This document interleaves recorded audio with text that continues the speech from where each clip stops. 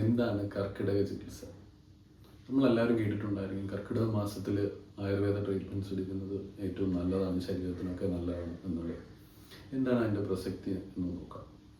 ഈ കർക്കിടക മാസം ബാക്കിയുള്ള മാസങ്ങളെ അപേക്ഷിച്ച് ശരീരത്തിന് ബലക്കുറവുണ്ടാകുന്ന ഒരു സമയമാണ്. അതുപോലെ തന്നെ മഴക്കാലമാണ്. അതുകൊണ്ടുണ്ടാകുന്ന ഇൻഫെക്ഷ്യസ് ഡിസീസ് ഉണ്ടാകുന്നൊരു കാലഘട്ടമാണ് ഈ കർക്കിടക മാസം.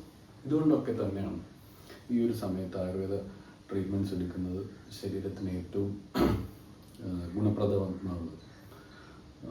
ഇപ്പോൾ നമ്മുടെ ശരീരത്തിൽ എന്തെങ്കിലും ആർത്രൈറ്റിസോ അങ്ങനെ എന്തെങ്കിലും തേയ്മാനം പോലുള്ള പ്രശ്നങ്ങളുണ്ടെങ്കിൽ ഈ ഒരു കാലഘട്ടത്തിൽ ശരീരത്തിൻ്റെ ബലം കുറഞ്ഞിരിക്കുന്ന അവസ്ഥ ഉണ്ടായതുകൊണ്ട് തന്നെ ആ ഒരു പെയിനൊക്കെ ട്രിഗർ ചെയ്യുന്ന ഒരു സാഹചര്യം ഉണ്ടാകാറുണ്ട്.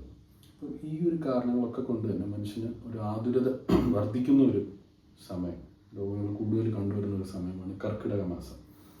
അതിനെ പ്രതിരോധിക്കുവാൻ വേണ്ടിയിട്ടാണ് ഈ കർക്കിടക ചികിത്സ ഡിസൈൻ ചെയ്തിരിക്കുന്നത്.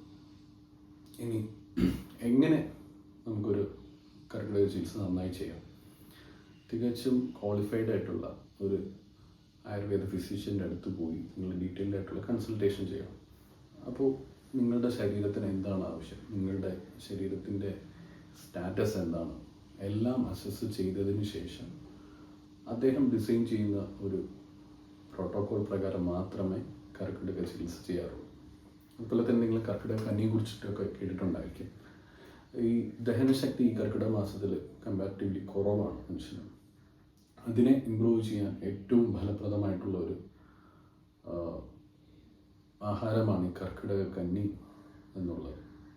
അപ്പോൾ ഇതിൻ്റെ ഒക്കെ കൂടെ തന്നെ ഒരു കമ്പൈൻഡ് ആയിട്ടുള്ള ഒരു എഫക്റ്റ് നമ്മുടെ ബോഡിയിൽ ഉണ്ടാകുമ്പോൾ ഈ രോഗപ്രതിരോധ ശേഷി നമുക്ക് വർദ്ധിപ്പിക്കാനും ആരോഗ്യപൂർണ്ണമായിരിക്കുവാനും സഹായിക്കുന്നു.